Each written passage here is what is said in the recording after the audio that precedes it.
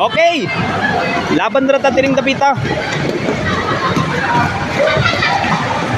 Ate Junesa, magaling na si Ate Junesa. Oh. Ate, susunod ako, wait lang. Oops, wait lang. Huwag kang mabilis, hindi ako nakakasunod, wala akong hawak.